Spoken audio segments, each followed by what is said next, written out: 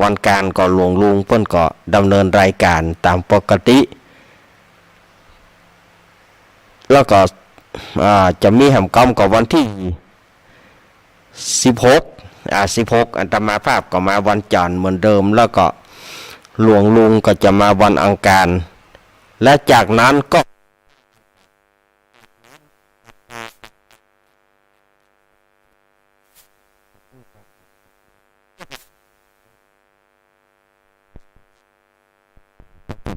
คือหลวงลุงก็จะฮับวันจันทร์เหมือนเดิมอาตมาก็จะฮับวันการเหมือนเดิมเพราะว่าในช่วงเข้าพรรษานี้ก็อย่างที่ว่านะเนาะศรัทธาญาติโยมเปิ่นมารักษาศีลฟังธรรมเปิ่นมานอนวัดนอนวาอาตมาจะหนีศรัทธามามันก็ผังให้ผังเบื่อมันก็ดูบ่งามบ่ดีศรัทธาเปิ่นก็จะติฉินนินทาเอาเปิ่นก็จะว่าเฮ้อเนาะฉะนั้นเราก็มีการสลับซับเปลี่ยนกันไปในช่วงเข้าพรรษานี่บ่ได้ถ้า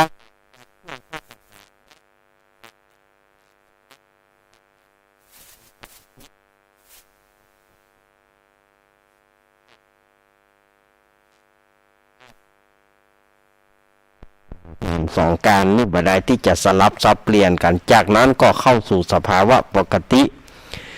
เหมือนเดิมทุกอย่าง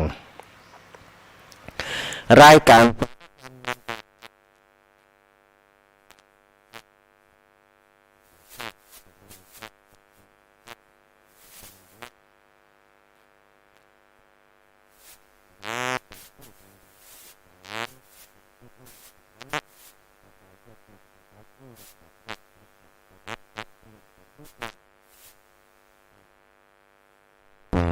สองจานสองการ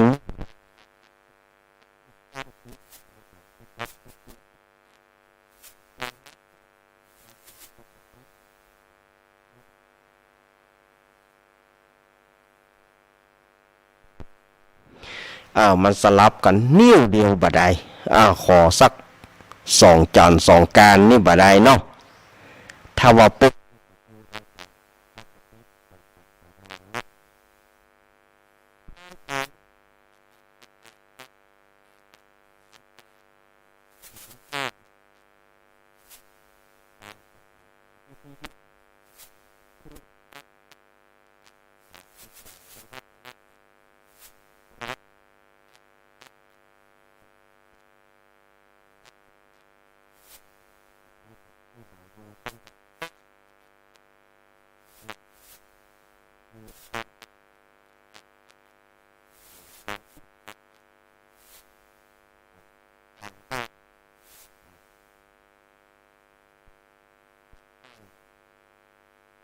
มันกระโดด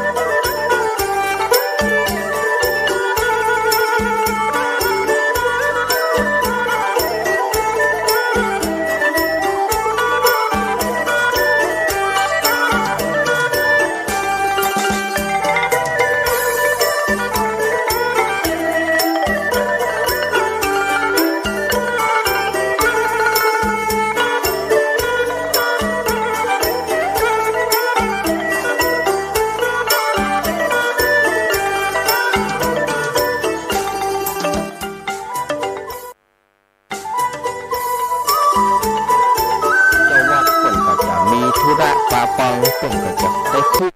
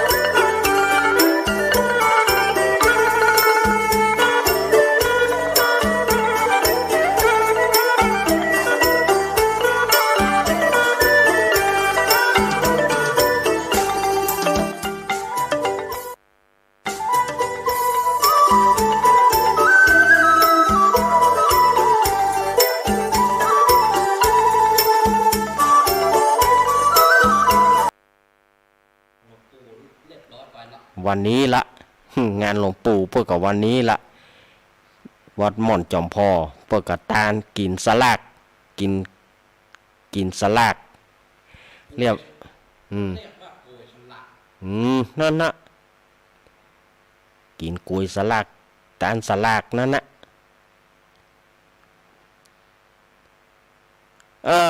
นี่ก็งานต่อไปมันก็มีสลากแหกไม้งานสลากงานต้นเงินตามสังตามทำช่วงเดือน12นี่มันก็เริ่มมีไปติ๊กบางที่ก็จนออกภาษาพุ่นนะเรื่องสลากนี่นะบางที่นี่มันก็ยาวไป แต่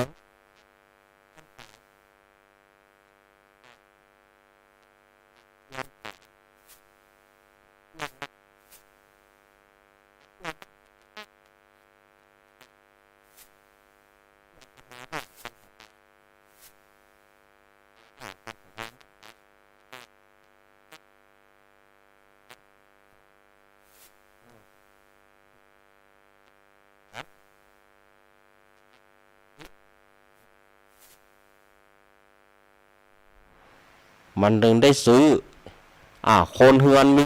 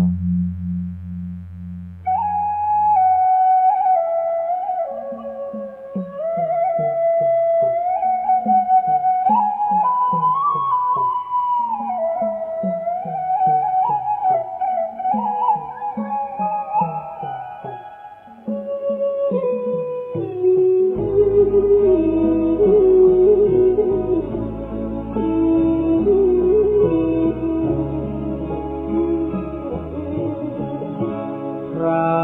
อานนท์ออกมาข้างนอกแล้วยืนแอบสะอื้นกล้ำกลืนทุกโทมทวีองค์พระมุนินจะสิ้นแล้วแต่เรานี้อาสวามีมีสิ้นไปองค์พระบรมครูจะทอดทิ้งเราให้อยู่อย่างเดียวดายนับแต่วันพรุ่งนี้ไม่มีได้รับใช้องค์พระภาควัน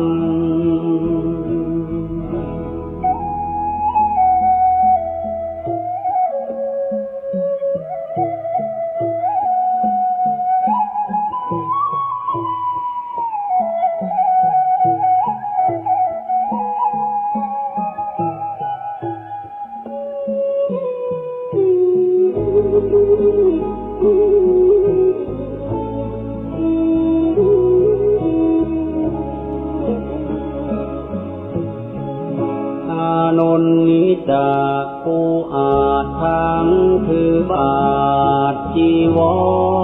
รถวายน้ำทรงพระพักตร์หลังพระกรบวนพระโอษฐ์อีกตามจรผู้ใดใครหนอภายหน้าโอ้เราดังนกหัดบินแม่นกมาทิ้งสูญชีวาปีกนั้นยังไม่กล้าขาไม่แข็งแรงพอ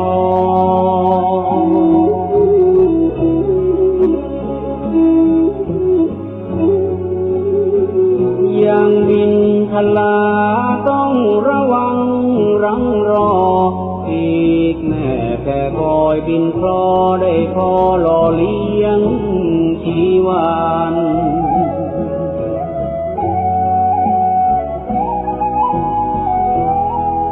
เปรียบเป็นเช่นเราได้เพียงพระโสดาบันยังไม่ทันสำเร็จเป็นพระอรหันต์พระศาสดาก็จะมาปรินิพพานในราตรีนี้ไม่นานผ่านเลยลาลับลวงไป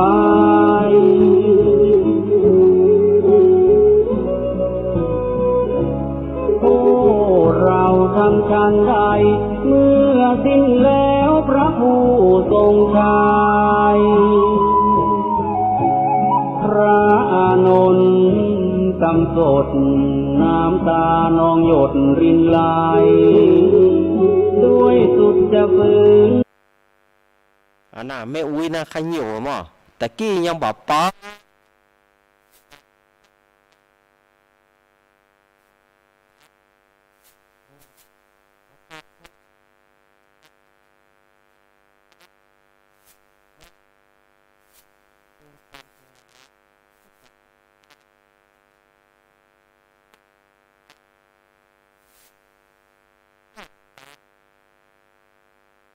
สะอื้นยืนรำไห้โศกาอาลัยน้ำตาหลั่งไหลนองน้ำ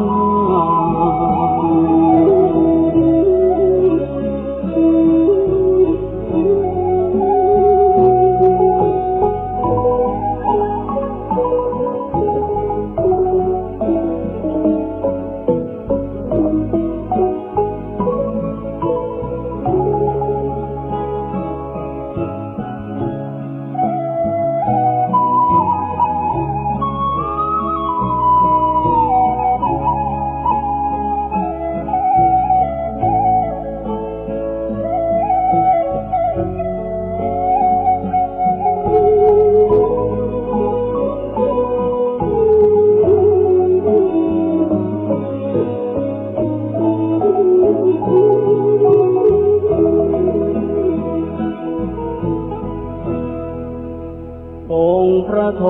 ศพลไม่เห็นอานนท์อยู่ในนั้นจึงตรัสถามว่าอานนท์ไปไหนกันพระภิกษุผู้รู้เหตุการณ์กราบทูลถวายไปว่าท่านพระอานนท์ไปแอบยืนรำให้ปูปายน้ำตาเศร้าระทมมองไม่อกใจนั้นให้เววา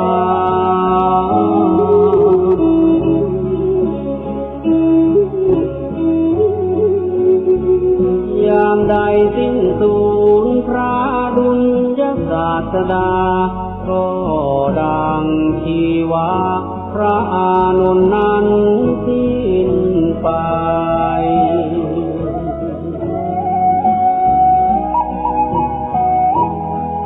ทราบความดังนั้นพลันองค์พระทรงชัยให้ตามพระอานนท์มาใกล้แล้วย้ำทำให้ปลอบโยน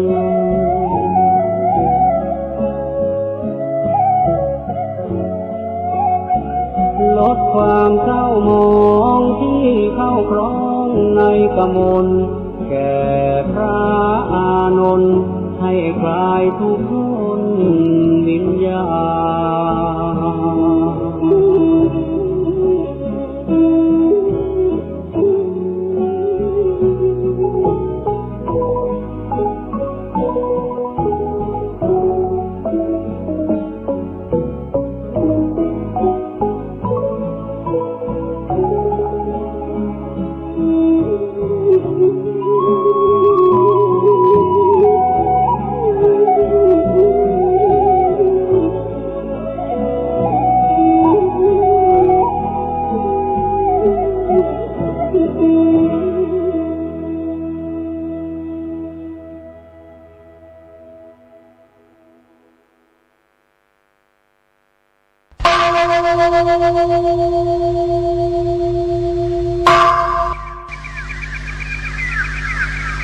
พรุ่งนี้เป็นวันพระ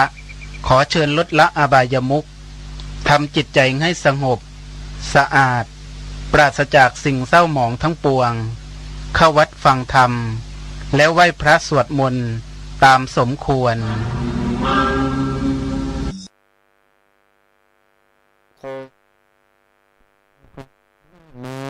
มิครับ สมทานศีลเนก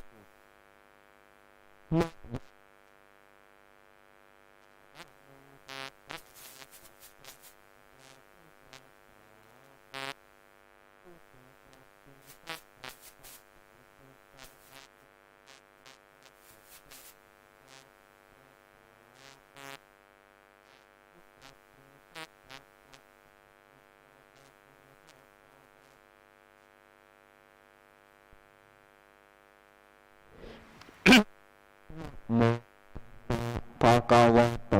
อะระหะโตสัมมาสัมพุทธัสสะ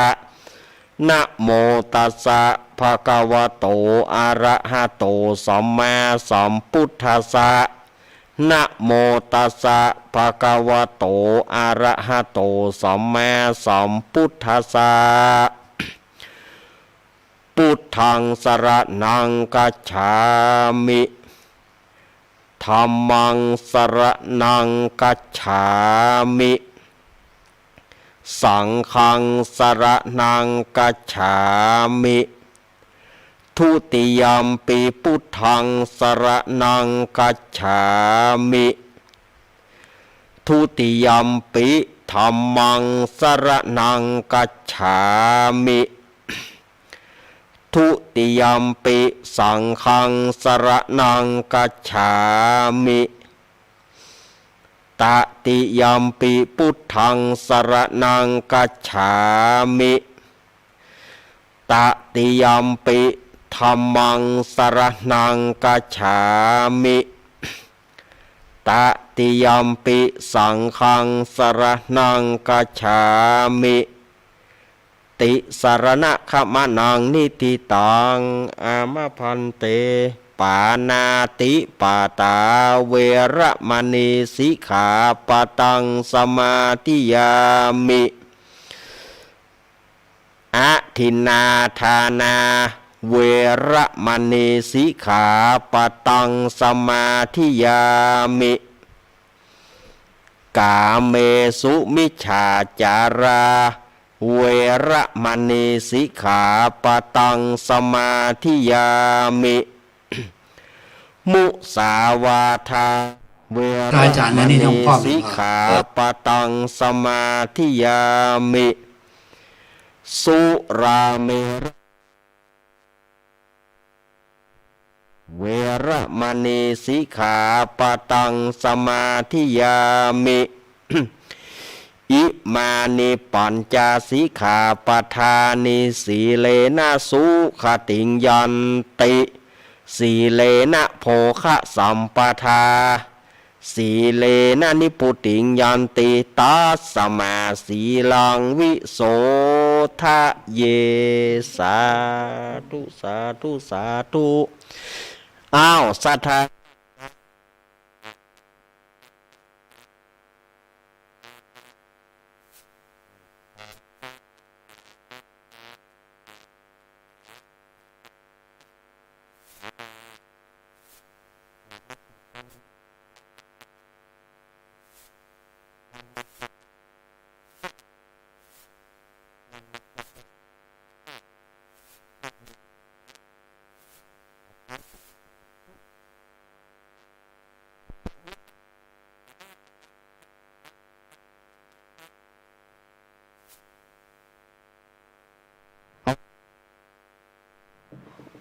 อุ้ยคนใดอุ้ย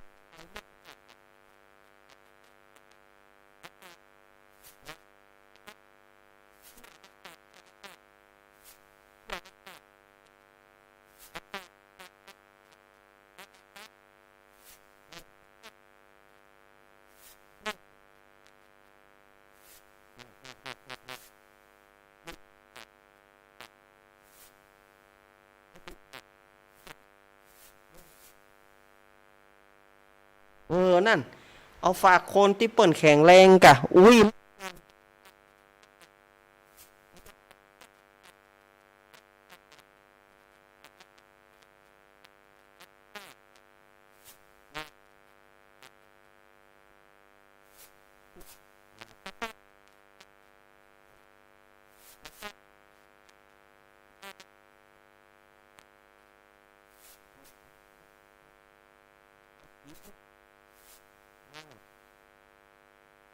นั่นอันนั้นก็ยังเนี่ยลงปัดดับนั่นซ่อหาตุ๊บ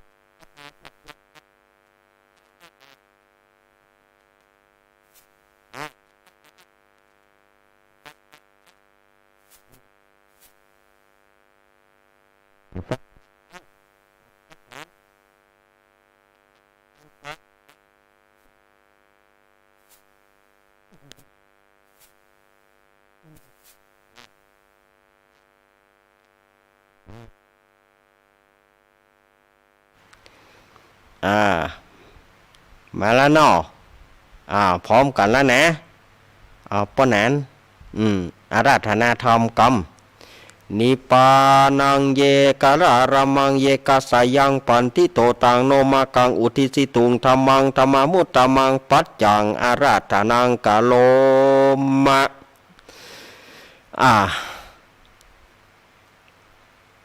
วันนี้อาตมาภาพจะได้น้อมนำพระ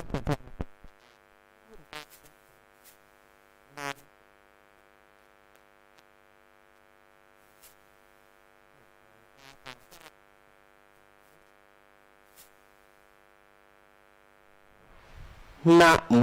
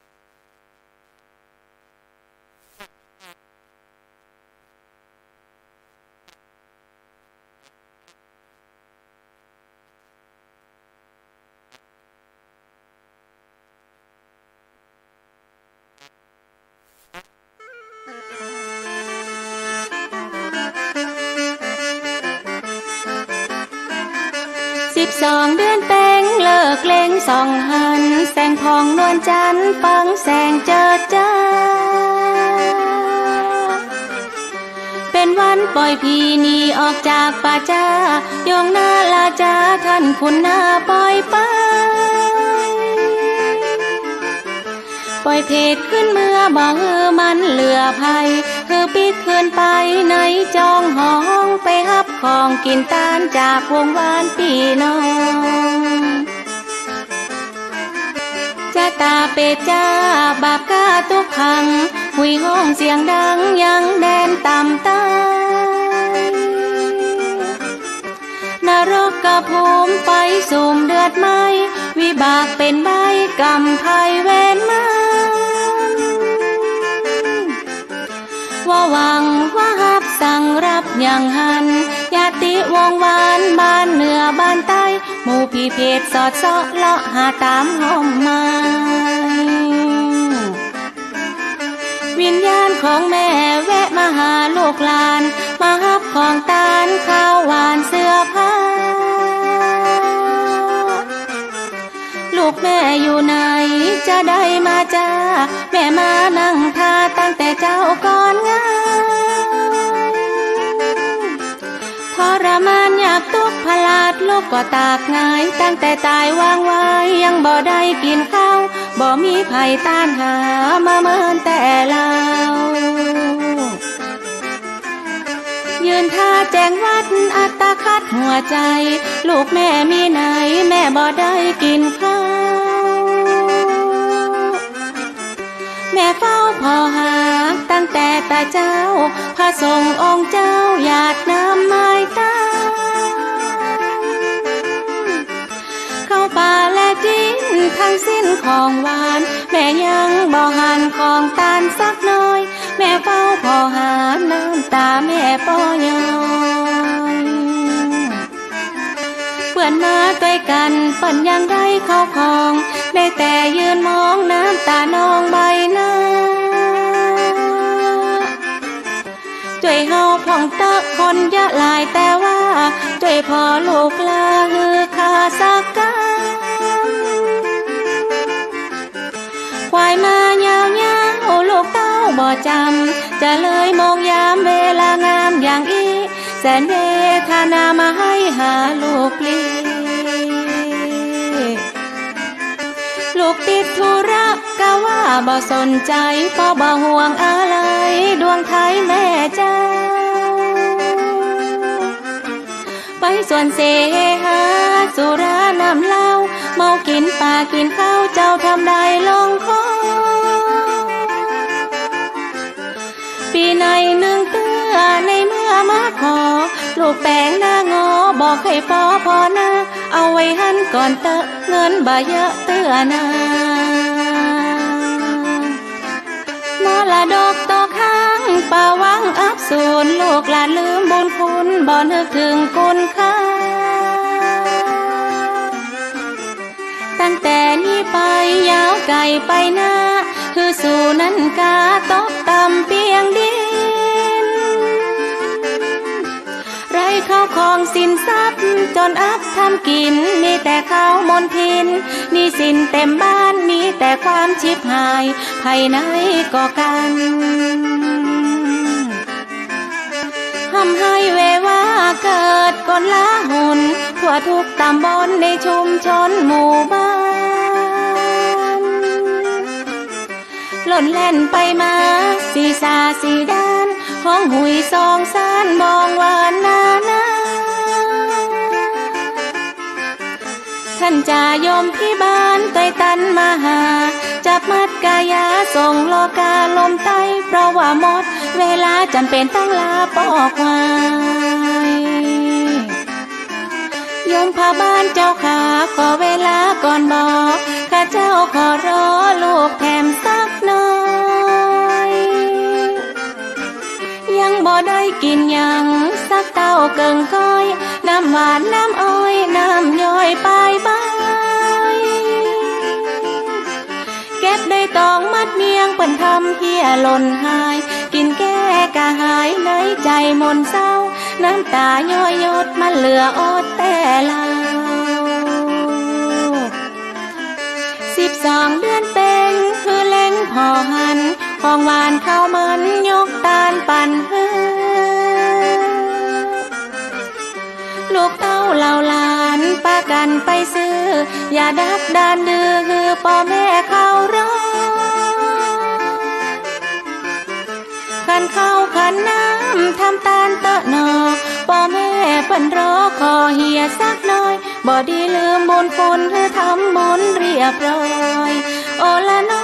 ละนอเรียบร้อยโอละนอละนอเรียบร้อยโอละนอละนอเรียบร้อย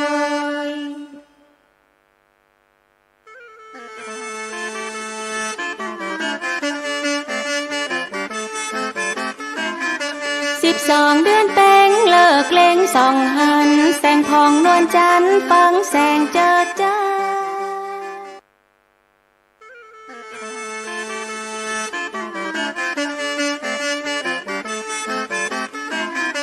12 เดือนเต็งเลิกเล็งส่องหันแสงพองนวลจันทร์ฟังแสงเจิดจ้าเป็นวันปล่อยพี่นี่ออกจากป่าจ้ายองหน้าลาจาท่านคุณหน้าปล่อยไปปล่อยเพจขึ้นเมื่อบ่เฮือมันเหลือภัยคือปิดคืนไปในจองห้องไปฮับของกินตานจากวงวานพี่น้องจะตาเป็ดจ้าบาปกาทุกขังหุยห้องเสียงดังยังแดนต่ำตายนรกกระภูมิไฟสุ่มเดือดไหมวิบากเป็นใบกรรมภัยเวรมา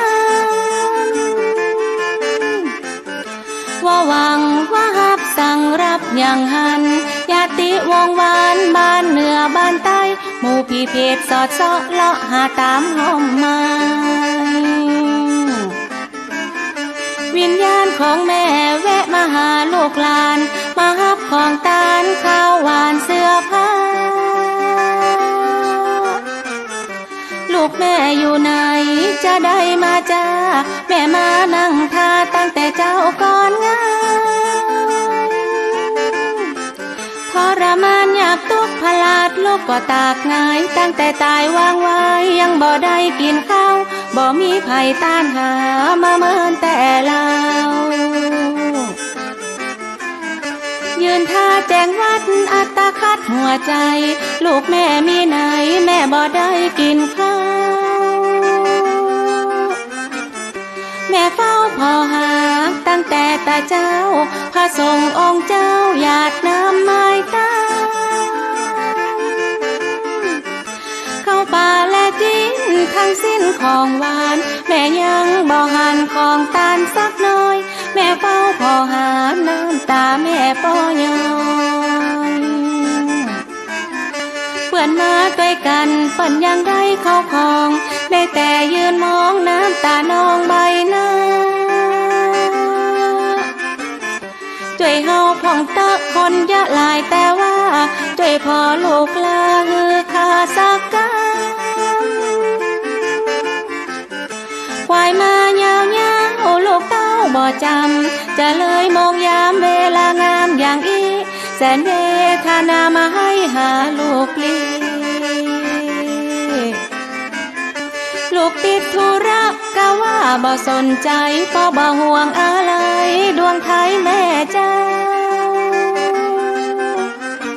ไปส่วนเสหาสุราน้ำเหล้าเมากินปลากินข้าวเจ้าทำได้ลงคอปีในหนึ่งเตือในเมื่อมาขอลูกแป้งหน้างอบอกให้พอนะเอาไว้หันก่อนเตอะเงินบ่เยอะเตือนะ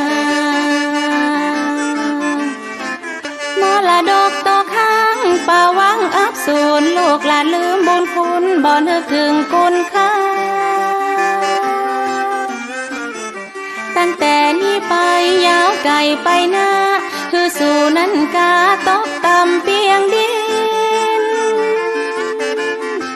ไรเข้าของสินทรัพย์จนอับทำกินมีแต่ข้าวมนทินมีสินเต็มบ้านมีแต่ความชิบหายภายใน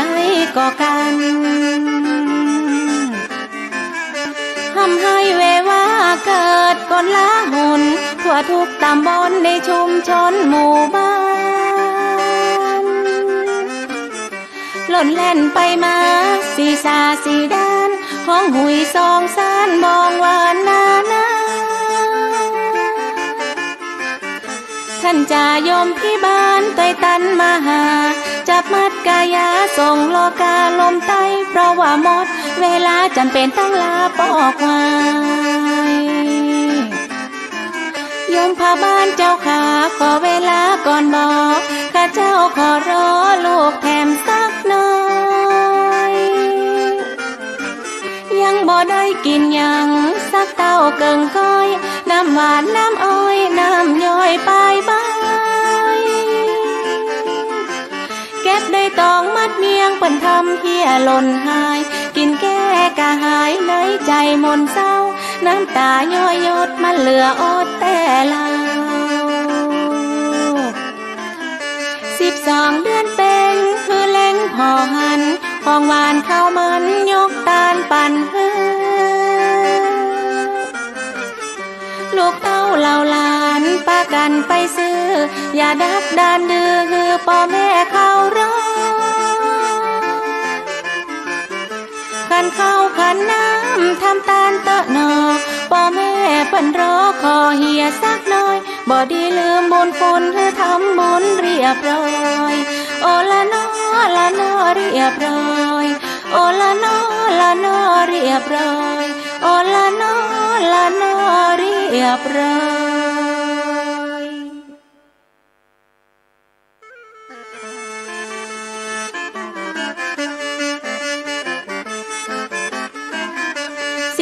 12 เดือนแต่งเลิกเล่งส่องหันแสงพองนวลจันทร์ฟังแสงเจิดจ้า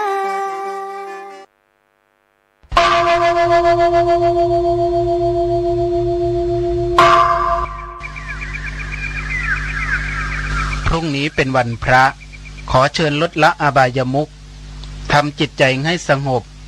สะอาดปราศจากสิ่งเศร้าหมองทั้งปวงเข้าวัดฟังธรรมแล้วไหว้พระสวดมนต์ตามสมควร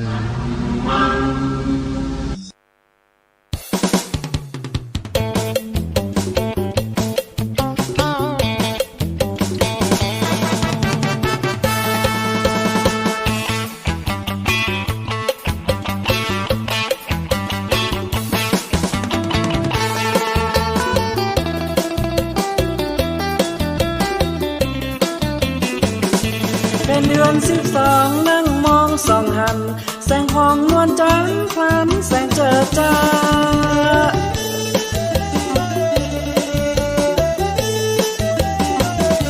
เป็นวันปล่อยผีหนีออกจากป่าจ้ายมมาราชาตั้งกุณาปล่อยไป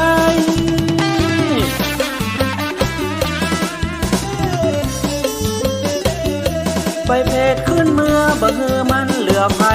คือปิกขึ้นไปในจองหอห้องไปหับของกินตานจากวงวานพี่น้อง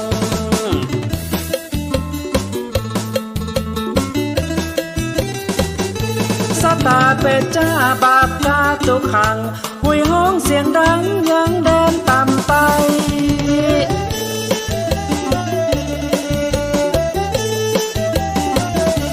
นรกกับภูมิไฟสุมเดือดไหมวิบากเป็นไปกรรมไผเว้นมัน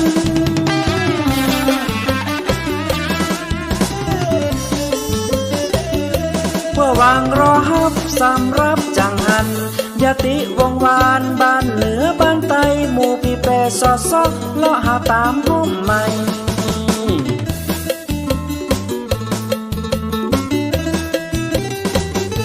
วิญญาณของแม่แวะมาหาลูกหลานวางมาฮับของตานข้าวหวานเสื้อผ้า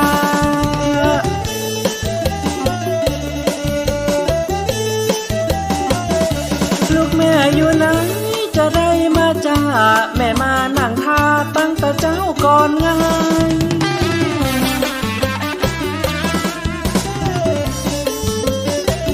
ทรมานอยากตุกพลาดลูกก็ปากง่ายตั้งแต่ตายว้ามวายยังบ่ได้กินข้าวบ่มีไผตามหาถ้ามาเมินแต่เรา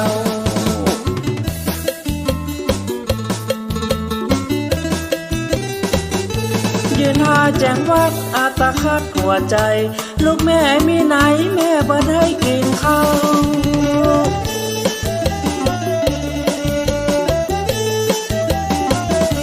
แม่เฝ้าก้อยหามาตั้งแต่เจ้าประสงค์องค์เจ้าหยาดน้ำหมายตาม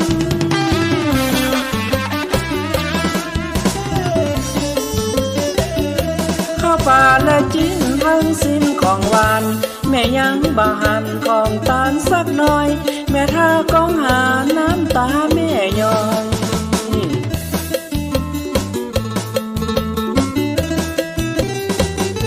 มือเปิ้นมาต้อยกันหันเปิ้นได้เข้าของได้แต่ยืนมองน้ำตาน้องอาบน้ำ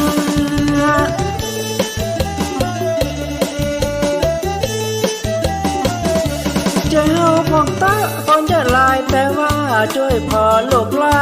เพื่อข้าสักกัน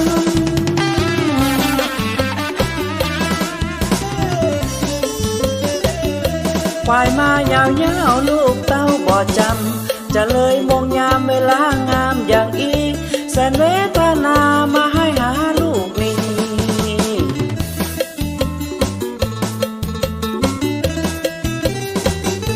ลูกติดธุระก็ว่าบ่สนใจ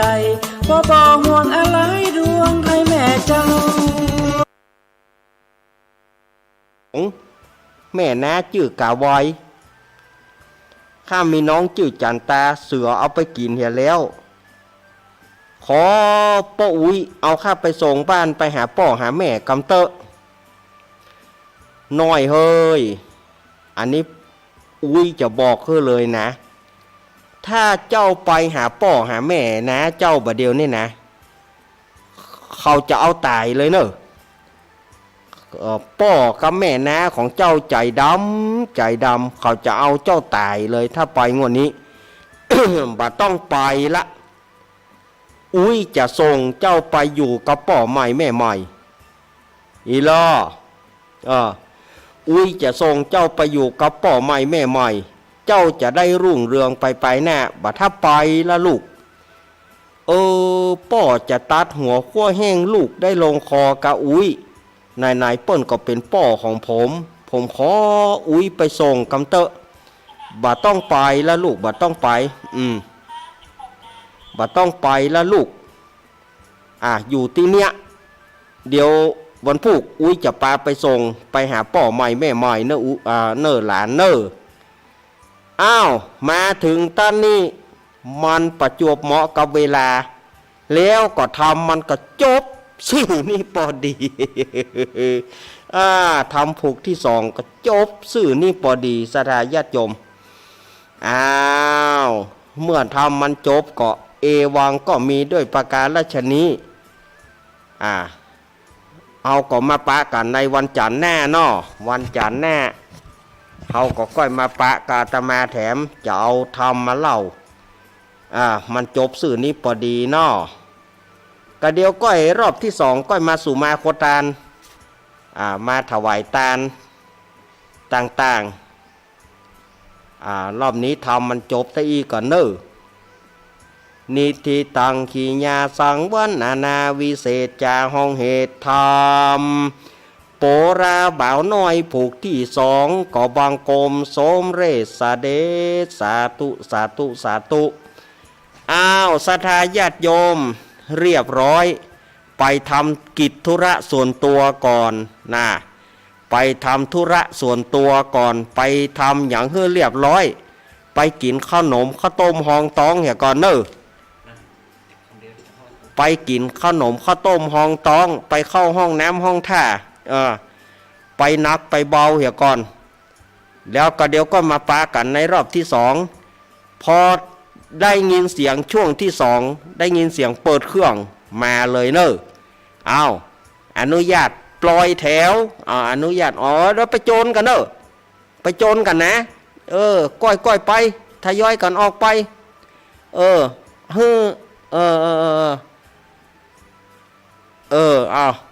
ไปก็เดี๋ยวก้อยปากันรอบที่สองเนอะเจริญปอน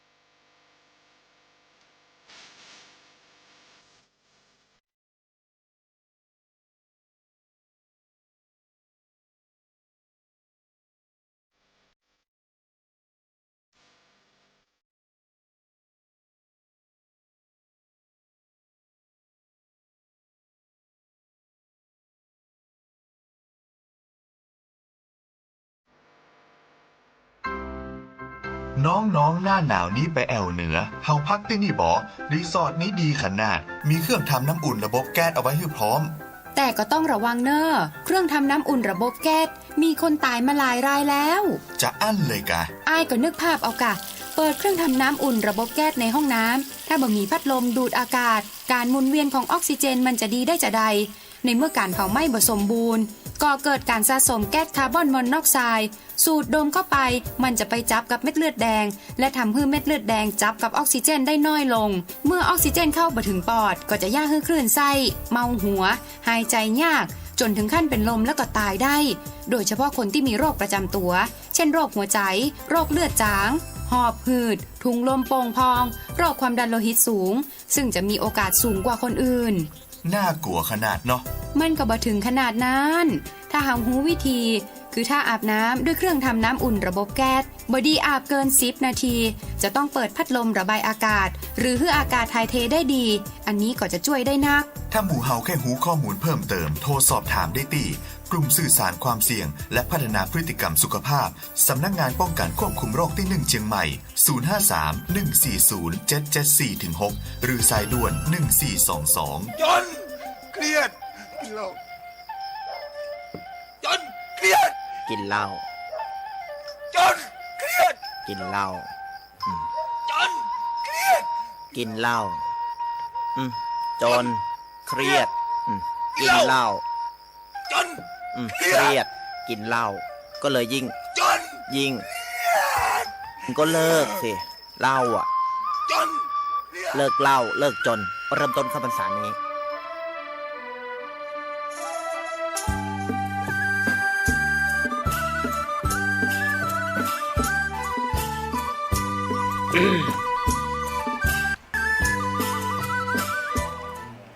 เอาแล้วศรัทธาญาติโยมเอาเข้ามาได้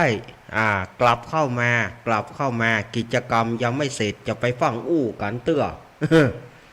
จะไปฟังใครกันเตื้อกลัวบ่ได้ใครอย่างกันนักกันแหน่กลัวบ่ได้อู้อย่างกันนักกันแหน่เอาเข้ามา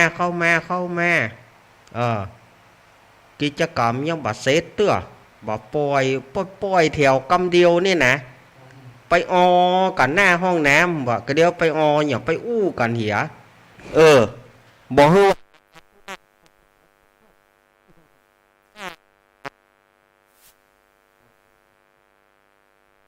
มาเข้ามานั่งให้เรียบร้อยเก้าอี้เก้าอี้ไผเก้าอี้มัน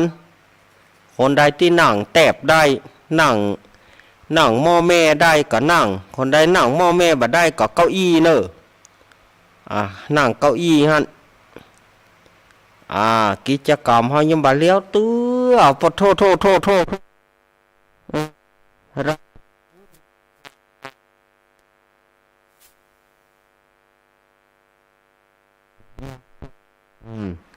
ขาใจหลักไปงานเพลงที่เขาแห่ไม่กอมหลักไป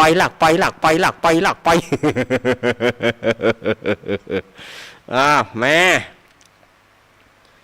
เรียบร้อยเรียบร้อยก็จะได้สู่มาเกี้ยวตัง3เนอะแล้วก็ได้ถวายลำดับต่อไปมาเรียบร้อยปอแหลมลัดจิเตียนเยิงขอนปอแหลมลินก็ได้เปลี่ยนกันจิเตียนแล้วก็เยิงขอนปอแหนนจะได้สู่มาเกี้ยวตัง3เนอะบ่ฮื้อศรัทธาได้เป็นบาปเป็นกรรมทำอันใดก็เตื้อได้ ประมาทพลาดพลั้งไปตั้งใจก็ดีบ่ตั้งใจก็ดีเนาะต่อไปได้เวลาที่จะสุมาแก้วตัง3เนอะสุมาขันแก้วตัง3แบบปืนเมืองเนอะเอาป้อนแหนเอาเลยโยสันนิสิโนวาราโพธิมูเลมารังสะเสนังมหันติงวิจโย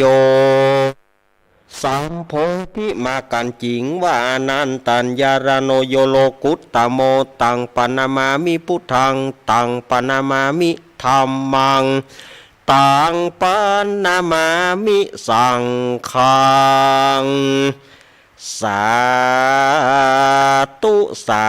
ตุสาตุโอกาสะพันเตฆะแต่ปฏิทาไรรัตนพันแผ่วผ้าเกี่ยวเจ้าตั้ง3ประการและผ้าปัญจเกี่ยว5จำพวกบัดนี้ไม่มี และพระเกี่ยวเจ้า5จำพวกอันมีสรีสัพปัญญูพระพุทธเจ้าเป็นเก้าเป็นประธานเกี่ยวตั้งตามจุแห่งจุติโนบน้อมกลีปูจาพระขาวาอันว่ากุพระธรรมเจ้ามี38นบน้อมแขวดใส่กล่าวกุลพระสังฆเจ้ามีกลีปูจังกุลพระวิหารังมี80,000ยกยอยืน4,000ดวงนบปังปุเจ้าเจดีย์ทางเก่าไม้สลีมหาโพธิ์ภูคาตังลายเจ้าของนาบัดนี้ไม่มี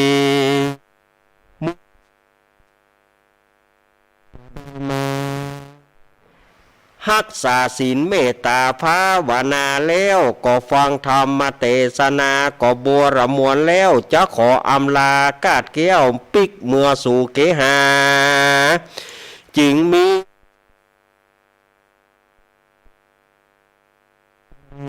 ปันเป็น3โกฏากปัทมาวิภาคในเบื้องต้นหัวตีผู้ฆ่าตั้งหลายก็มายังพระโมนีพายโพธจงคอสุมาลาโตดจงคอ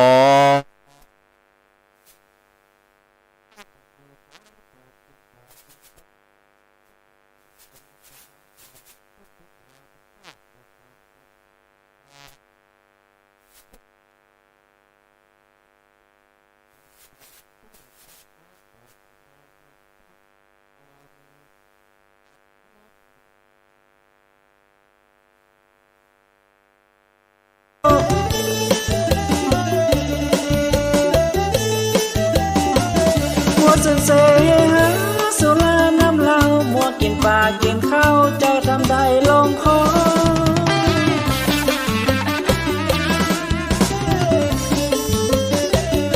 ปีใน1เดือในเมื่อมาขอ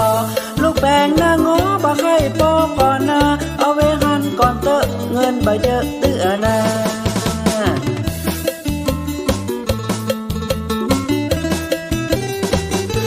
เรายกต่อข้างเปล่าว่างอับสูญลูกหลานลืมคุณบ่นึกถึงคุณค่า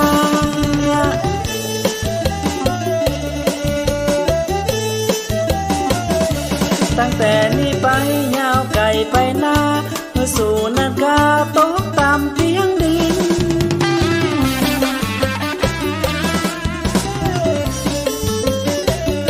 ไรของสิ่งทรัพย์อับจนทำกินมีแต่ข้าวมนทินนี่สินเต็มบ้านมีแต่ความชิบหายภายในไหนก็การ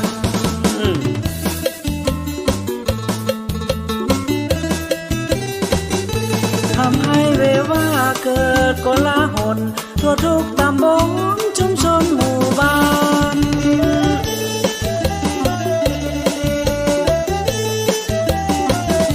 ล้นแล่นไปมาที่สาสีด้านห้วยห้องซอนซานวอนวานนา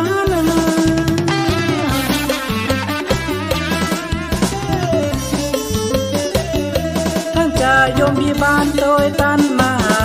จับมัดกายาส่งโลกาลุ่มไตเพราะว่าหมดเวลาจำเป็นต้องลาปอกไว้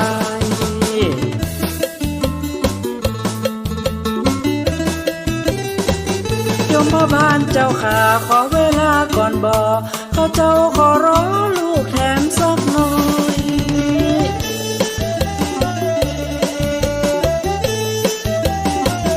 ยังบ่ได้กินอย่างสักเต้าเกิงก้อยน้ำหวานน้ำอ้อยน้ำย้อยปลายใบ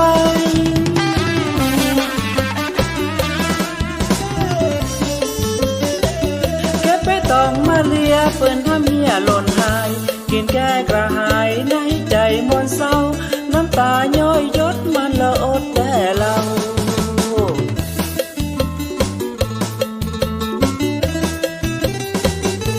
12 เดือนเป็นฮือเล็งพอหันของหวานข้าวมันยกตานปั่นฮือ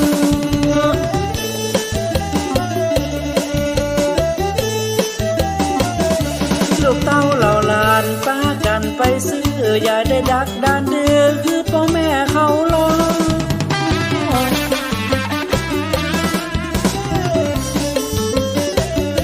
ขันข้าวขันน้ำทำตานเตอะหนอพ่อแม่เปิดรอขอเฮียสักหน่อยบ่ที่ลืมบุญคุณทำบุญเรียบร้อยโอละนอเลยนอเรียบร้อย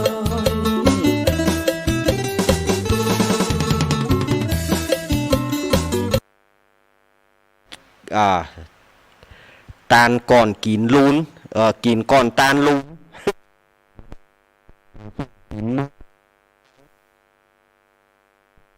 จุพระเจ้าจุพระเจ้าฮะนั่น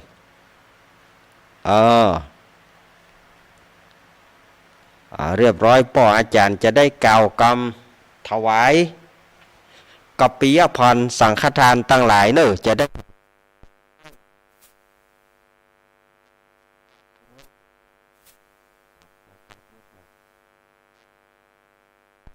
กัปปิยพรเนาะถวายสังฆทานต่างๆกันเตศเนาะนะโมพร้อมกันเนอะนะโม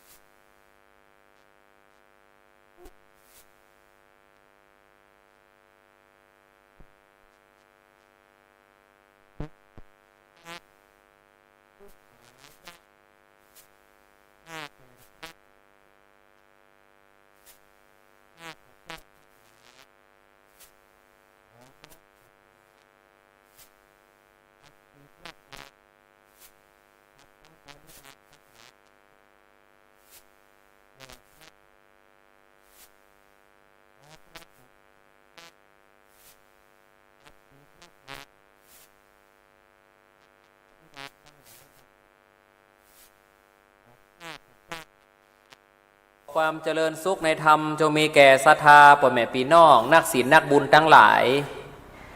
ถ้าในสารับมาในวันนี้ก็จะได้มาเทศธรรมซึ่งช่วงนี้ก็เป็นช่วงกาละเวลาที่เขาจะได้มาฟังเรื่องอานิสงส์การตานกวยสลากได้มาเทศให้กับศรัทธาได้ฟังว่าการกวยการกินการตานงานทำบุญประเพณีสลากตั้งเมืองเหนือล้านนาของเฮามีประวัติความเป็นมาจะได้ก็จะได้มาเทศให้กับพี่น้องศรัทธาได้สดับรับฟังตั้งอกตั้งใจเป็นลำดับโอกาสต่อไปนะโมตัสสะภะคะวะโตอะระหะโตสัมมาสัมพุทธัสสะเอกัสสามิงกิระสามะเยสัทธาเจตาวันเนวิหารันโตจันตาปตุมมังอาลาภากาเทสิสา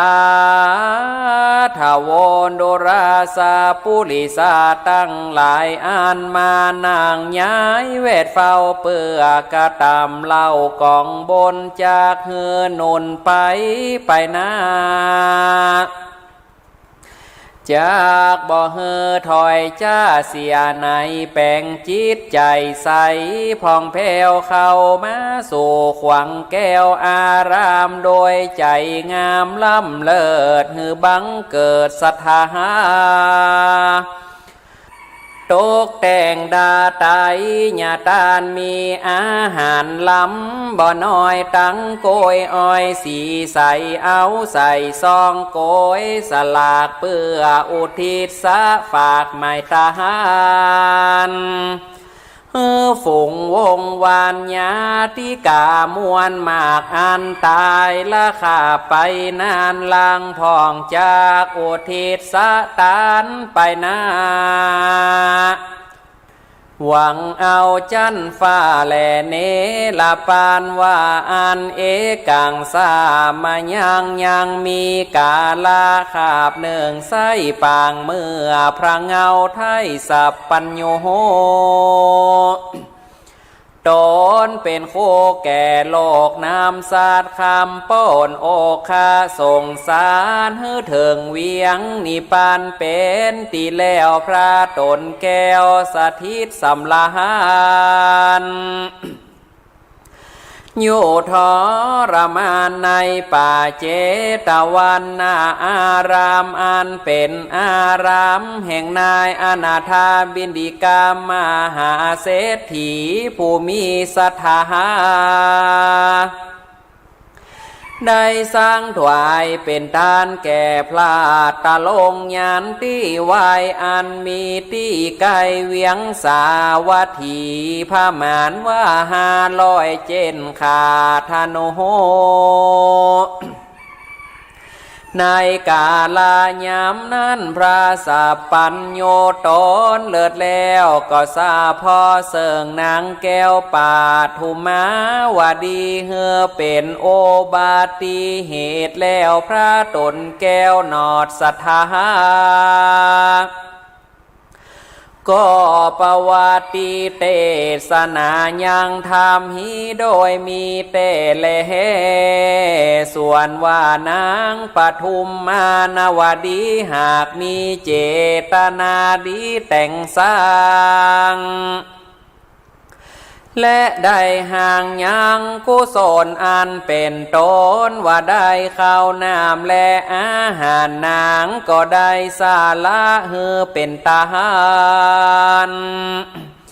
ตาลาบต่อเต้ามางปัญจาคารแล้วก็ภายพันเอาตนไปเกิดในห้องฟ้าเลิศเทวโลกเสวยสุขโสดสำราญสมบัติขานวิเศษก็เพราะเหตุนางปทุมมานวดีได้มีเจตนา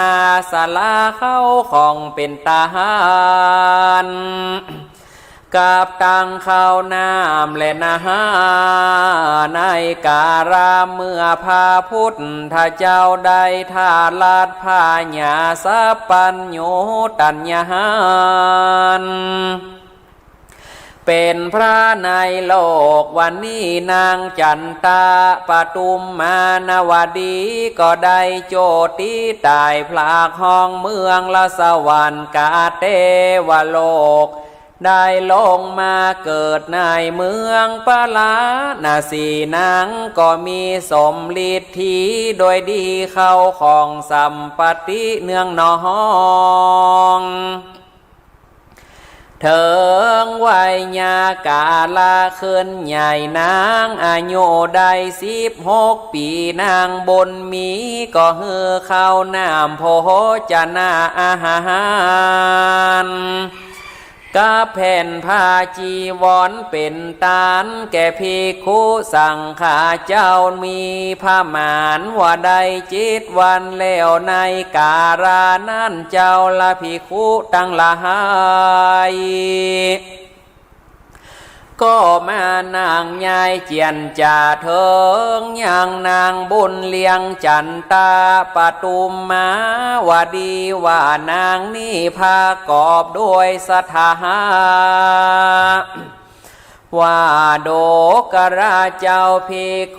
ตั้งหลายเฮ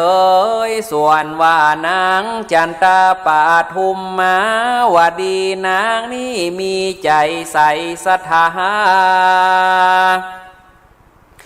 ในศาสนาแห่งพระพุทธเจ้านางนอนเอาก็ได้เฮือตานพระมาน7 วันแล้วก็มีเลตาตาในกาลายามนั้นพระพุทธเจ้าจริงกล่าวว่าภิกขเวดูลานาภิกขุตั้งหลายนางจันตาปทุมมาวดีนิสัยหากมีใจใสศรัทธาสลาโภกาเฮอเป็นตานอันมาก็หากละบ่มีแต่ในการาบาดนี้การาเมื่อก่อนหึงนานนางก็ได้กระทำบนเฮือตานมากนักก็มีเลตาตาในการายามนั้นส่วนว่าเจ้าละภิกขุตนสลาดก็ยกมือไว้อาราธนาขอฮือพระโพธาตนองค์อาจจงมีใจขวาดเทศนายังอาติตาหลวงแล้วฮือภากุฏแด่เตออาทาในกาลายามนั้นพระสัพพัญโญพระพุทธเจ้าจริงเทศนาจาดเก่านั้นมาละว่าภิกขุสังฆาตั้งหลายอาทิเตกาเลกาลาหลวงแล้วยังมีเมืองหนึ่งเจอว่าปาลานาสีอันมีพระพรหมมาตัดเป็นเจ้าฟ้าราชาก็เสวยนากระใหญ่กว้างน้ำกล่าวอ้างว่าเมืองปาลานาสีเป็นมหาธานีเอกอ้างเหตุว่าพระเจ้าจ้างอยู่เสวยเมืองเต้าบนเรืองปฏิบัติชอบประกอบโดยลาจาธรรม4 ประการไพรฟ้าสุขบานยิ่งยอดบ่มีโทษโพยพายกังวลอันใดบ่ถูกต้องเมืองแห่งพระยอดซอยหากสุขกาเสมและนาตาตาในกาลายามนั้นยังมีนางหนุ่มเนาสมหญิงหูเปิงปิงบ่เศร้าเจอว่านางนอนเนาจันตาปทุมมาวดีตาลงโลบโสภาวดีบ่เศร้านางนั้นเล่าหากมีศรัทธาก็อยู่ในเมืองปาลานาสีแคว้นกวางนางนั้นอ่างตุ้มหาหุ่มตาหานแก่โมสิขาบานบ่เศร้านางถวายแก่โมสังข้าเจ้าสังขญาว่าเสียงเขาของเงินคำมากนักก็มีเลอาทาเกธาที่ว่าสั่งยังมีในการาวันหนึ่งใส่นางนอไทยจันตาปทุมมหาก็มาพิจารณาในใจละว่าอาจจะในวันพุกนี้ก็หากเป็นวันดีวิเศษข้าน้อยเนตรจักถวายทหารอย่างสลากกะพัดและข้าวน้ำโภชนาอาหารกับข้าวสลากเป็นตานแก่หมู่สิกขาบันบ่เศร้าเจอว่าหมู่เจ้าภิกขุสังฆารัตติญาในกังเคินลงแจงนางก็มาตกแต่งตำดายังละวะโตนานามาพร้อมตกแต่งน้อมดาสี โดยศรัทธามีแต่เก่านางนอเนาแต่งดากันปาริปุณนาแลพร้อมแล้วนางนอแก้วก็ถือเอายังขันทะดอกไม้ก็เข้าไปสู่ควงแก้วอารหัมอันเป็นสถานที่อยู่แห่งพระพุทธเจ้าแล้วนางแก้วขอราธนายังพระพุทธาเป็นเก้าพร้อมกับสังฆเจ้าทั้งหลายว่าพันเตคาเดภาษาปัญโยพระพุทธเจ้าและหมู่เจ้าภิกขุสังฆาทั้งหลายผู้ข้าขอราธนาพระพุทธเจ้ากับหมู่เจ้าภิกขุสังฆาทั้งหลายไปฮับเอาตานเข้าน้ำสลากาพัดในเฮือนแห่งโตโหนการว่านางจันตาปทุมมาวดีอาลาธนาแล้วนางก็กาดแก้วไปสู่เฮียนตนในกลางคืนวันนั้นแจ้งแล้วนางนอกแก้วจันตาปทุมมาวดีก็เฮตาสาตาสีตกแต่งห่างยังเข้าน้ำโภชนาอาหารการว่าบัวลิมวนแล้วก็ต้านแก่ตนแก้วสัทธาอันมีภิกขุสังฆาเป็นพระมารนางก็หยาดน้ำหมายตาเหนียแผ่นดินแล้วนางแก้วก็พาธนาโดยสัจจกาถาวาพันเตภกาวาอิมีนาปุญเยนาสกาเตวาโลกังโอปัจจติญาธามิมหังดังนี้พันเตข้าเดเจ้ากูโดยเตจาภระบุญกรรมอันนี้นาขอจุงเป็นปัจจัยนำตนตัวข้าไปเกิดในห้องเลิศเมืองสวรรค์แม่นข้าเกิดมาในจาติใดขอให้ข้าได้สาเวยสัมปัตติอันมากนักโดยอานิสงส์อันข้าได้ให้เขาสลากาภัตตาเป็นตาหารในกาลยามนั้นพระพุทธเจ้าเป็นพระทานพร้อมโดยภิกขุสงฆ์ตั้งหลายก็กระทำภัตตานุโมทนาเสื่องตาแห่งนางจันตาปทุมมาวดีอุปาสิกาก็กล่าวว่าอิชิตังปัตถิตังตุมหังคิปาเมวะสมิจฉันตุสเปปุเรนตุสังกปะหาจันโทปันนาระโสยถามณีโจติระโสยถาดูลาอุปาสิกาเฮยอันว่ากรรมภาธนาแห่งนางนั้นก็จงสำลิดที่ดังกรรมจักมีภาธนาแห่งนางจูเหี่ยงจูประการแด่เตอ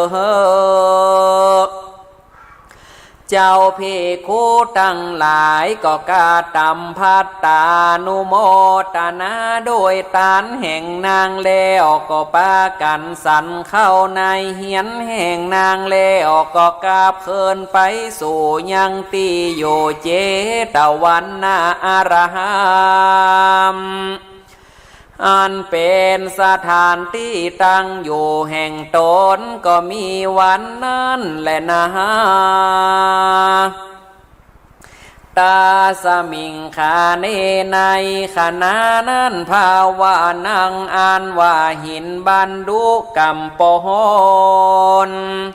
ศีลาอาจอ่านเป็นติบพญาอาสนาแห่งพญาอินตาเจ้าฟ้าอุนหากาลังก่อฮ้อนกระด้างแข็งในบัดเดียวโหอาทาสาโกอันว่าพญาอินตาทีลาตนเป็นใหญ่แก่เทวดาตั้งหลายเต้าก็มารำเปิงในหอละไทยก็หูแล้วเต้าตนแก้วอินตาก็หูสภาวะโดยพญาติบแห่งโตน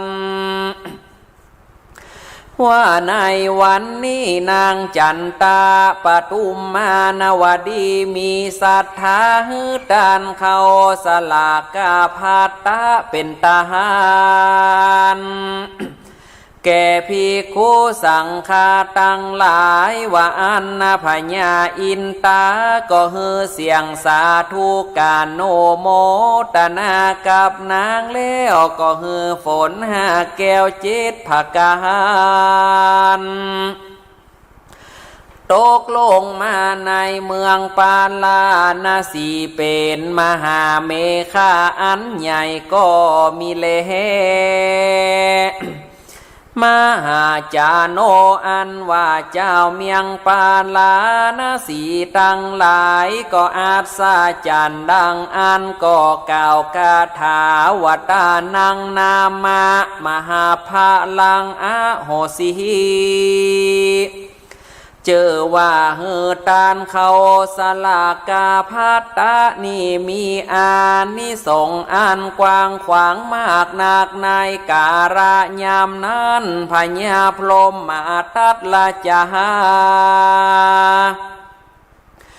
ก็หันรูปสมโสภาวันนาอันงามแห่งนางจันตาปทุมมาวดีเมื่อนั้นพญาพรหมมาตัดลาจาก็บ่อาจจากตั้งตนอยู่ใดก็ฮือเสนาอามาตย์ไปหานางมานางนงเล้าจันตาปทุมมาวดีโดยสีวีกายคำสู่ภาษาแห่งตนแล้วก็ตั้งไว้เฮือนางแก้วเป็นอากามเหสีเฮือเป็นใหญ่แก่นางตั้งหลายได้16,000นางก็มีวันนั้นแหละนะตาโตปัฏฐาญาตั้งแรกนั้นไปนานางจันตาปาตุมมาวดีก็จำเลินเคินใหญ่เฮอเข้าน้ำบินดีบาทเป็นทหารแก่ภิกขุสังฆาตั้งหลายจุวันบ่ขาดนางก็ได้ฮือทหารเป็นนิจการบ่แล้วออกนางก็บ่ได้พระมาเสริงกุศลเป็นทหารก็ได้กระทำบุญฮือตานบ่ขาดตลาบต่อเต้าเสียงเขตอายุแห่งตนก็มีวันนั้นแหละนะตี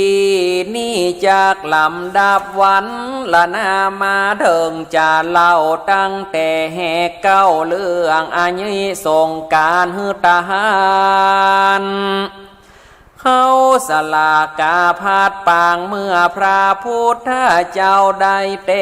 ศนาในโขงเขตตองเมืองปาลานาสีปริสุทธาจีตังสีมาหอดเถิ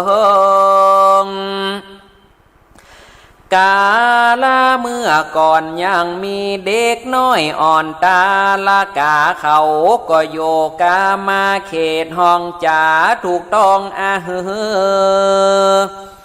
พากันเอากระบือคือว่าควายเป็นหมูแอวเลี้ยงอยู่หลังควายแล้วก็สาปายห่อเขาเป็นนิจจต่อเต้าถึงวา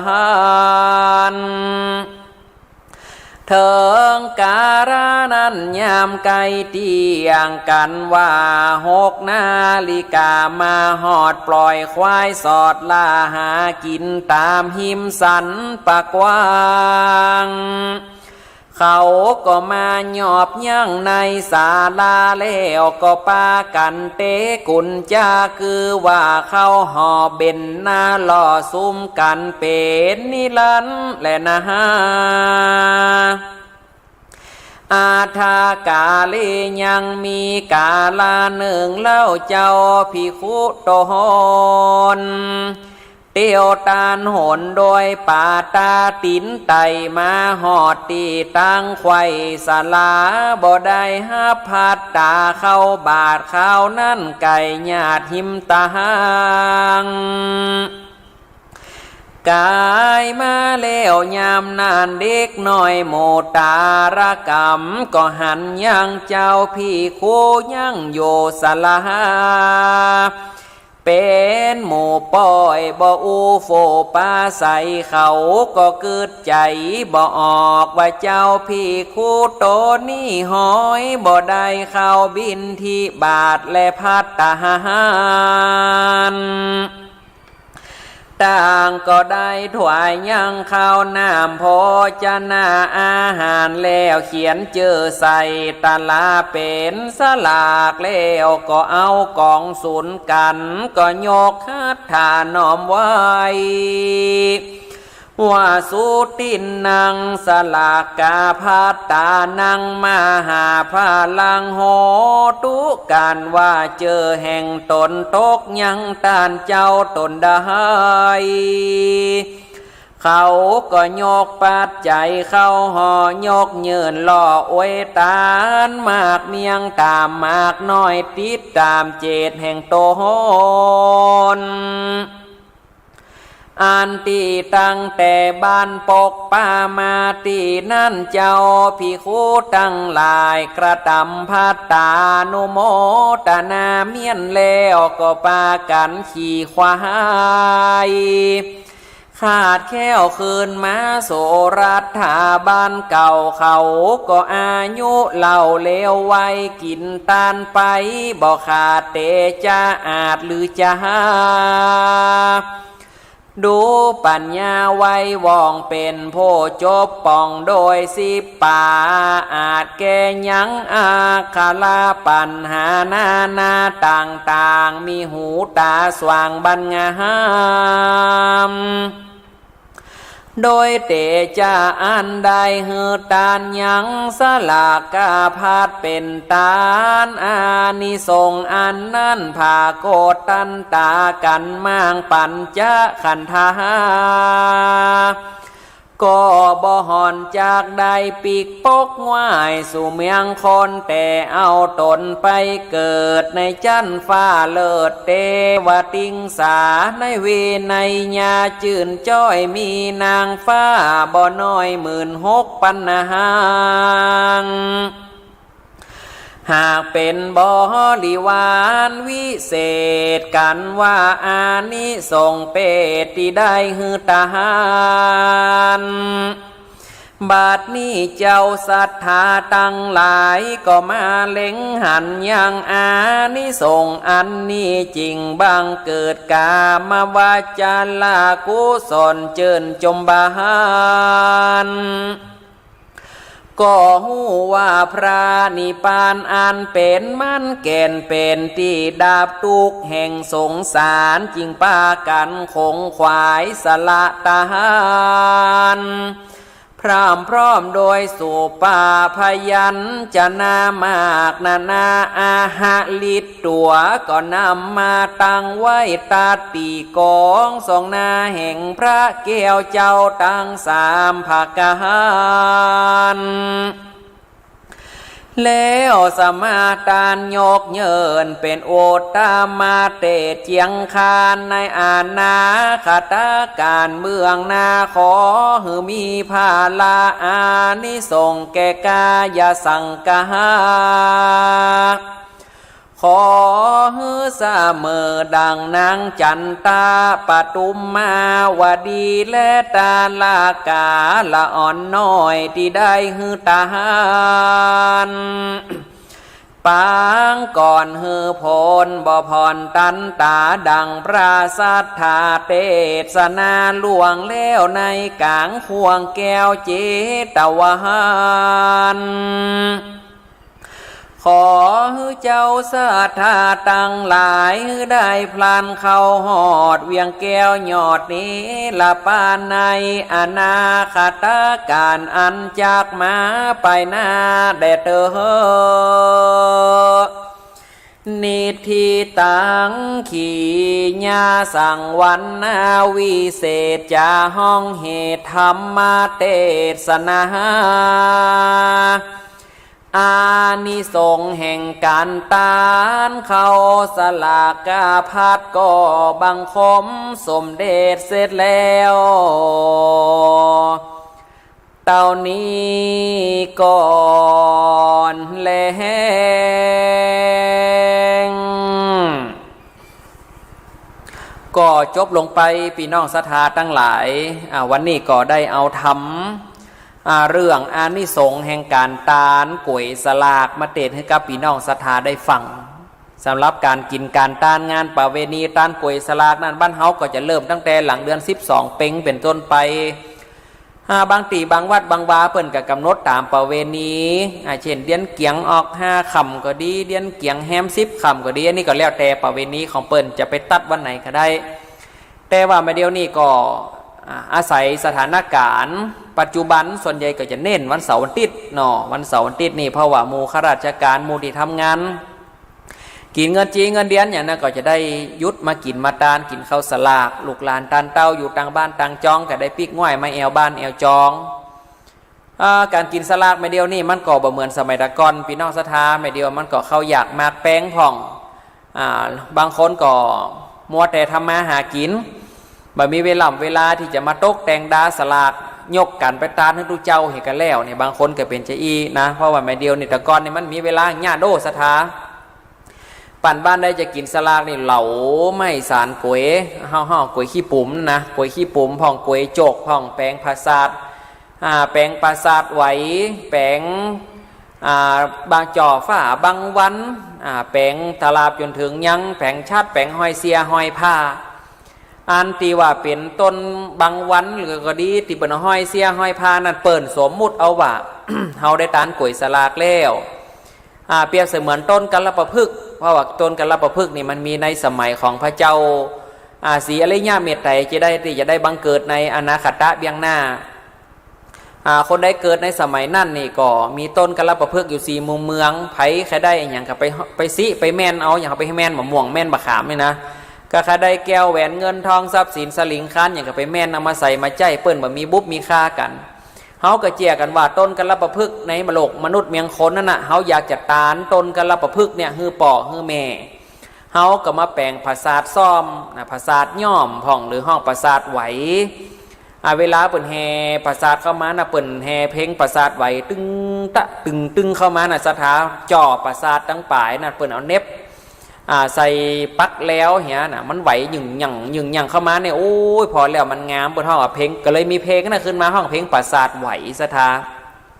ภาษาไหวไม่เดียวนี่เฮาเข้าใจว่าเปิ่นเอาไปแห่ศพแห่ศาสตร์นะอันนี้จริงแล้วภาษาไหวนี่เปิ่นเอาไว้แห่โคกินควาตานฟ้อนเล็บประเพลงภาษาไหวเพลงลาวกระแสเพลงลาดหลวงเชียงใหม่แห่กันเข้ามาในวัดในวาอันนี้ก็การกินการตานควาตานแต่ละวัดแต่ละวาเปิ่นจะไปหากันนั่นเปิ่นก่อไปบ่ได้กับบ่ได้สถาเฮาก็ต้องมีฟ้อนมีล้ำแสดงการฟ้อนการล้ำเนี่ยบ่เจว่าโอ้เนี่ยเอาม่วนบางคนบ่โหตีกาละเวลาอันนี้จริงแล้วการฟ้อนการล้ำเข้าไปสู่ใน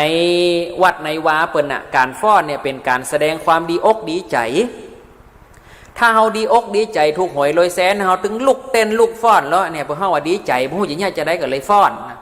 ถ้าอกไม่ใส่ขมมาเนี่ยไผมันจะมีกำลังจิตกำลังใจใครฟ้อนลดตั้งศรัทธาตั้งหลาย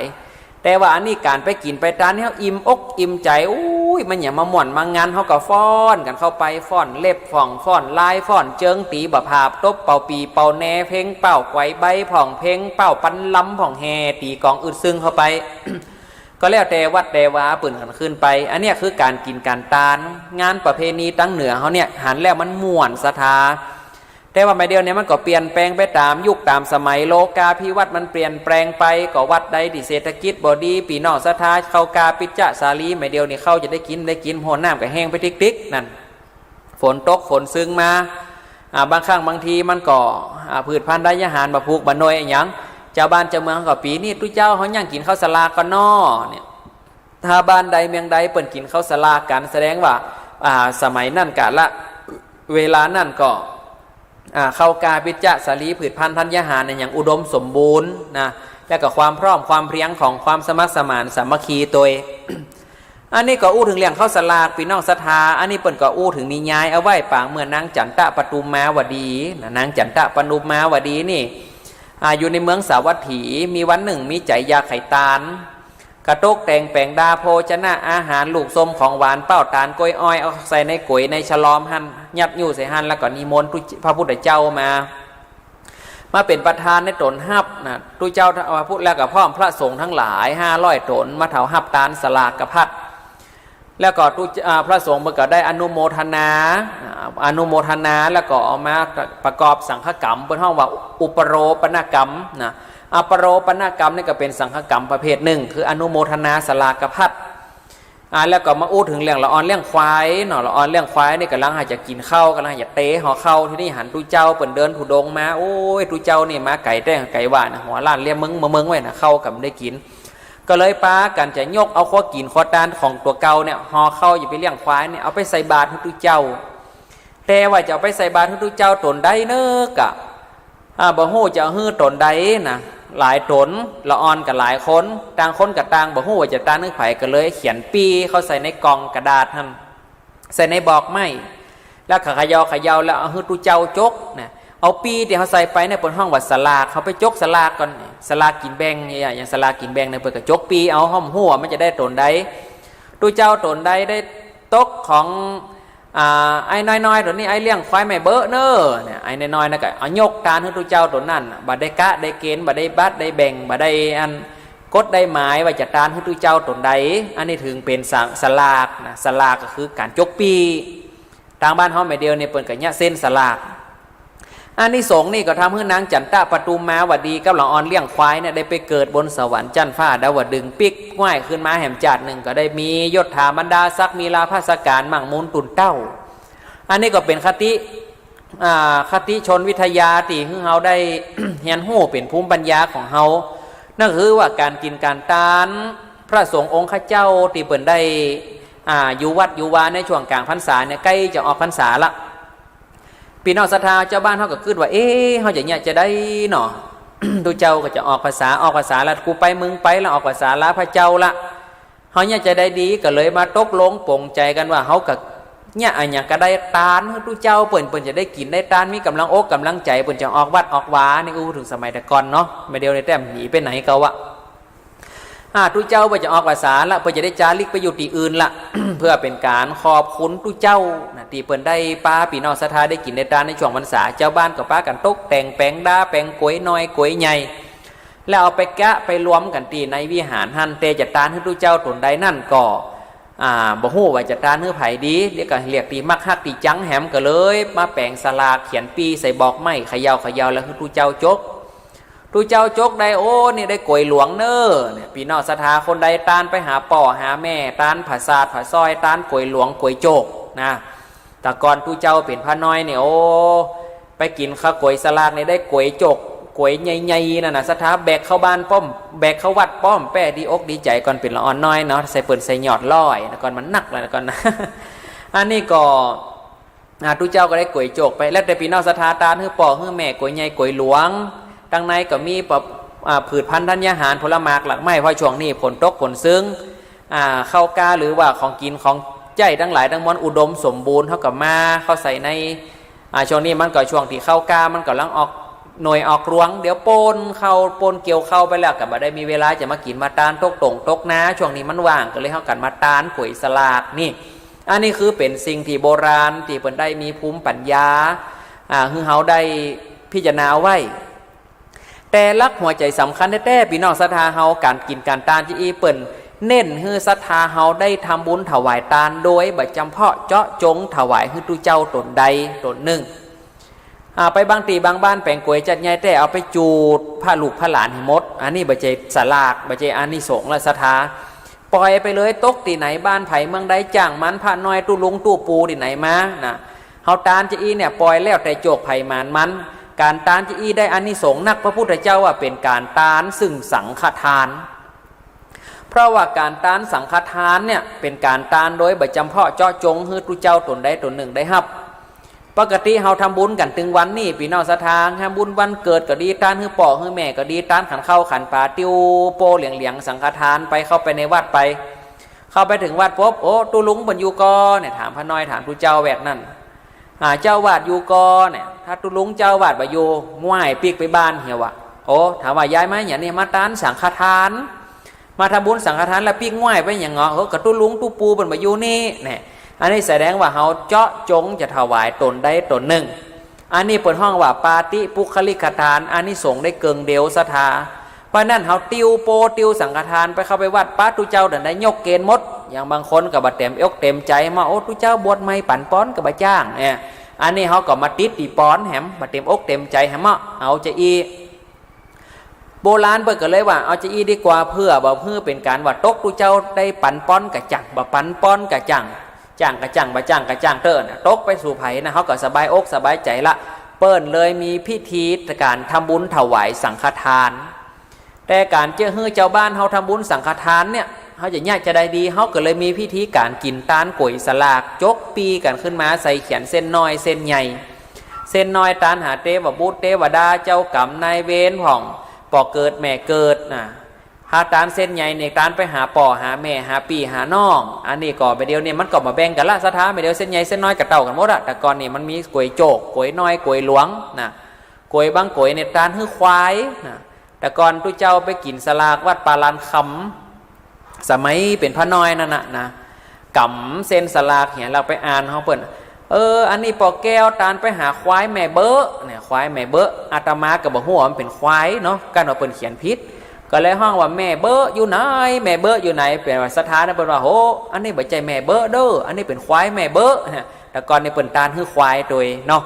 ละวันนี้ก็ได้อู้คือกับปีนอสถาได้ฟังช่วงกินช่วงตานข้าวสลากบันโซ่วันนี้24นี่สถาคนใดจากมารวมกินรวมตานกับมาด้วยกันเนอะละต่อไปก็ตั้งอกตั้งใจฮับปอนก่อนนออิชิตังปาทิตังตุมหังคิปเมวะสมิชันตุสเปปุเรนตุสังกปา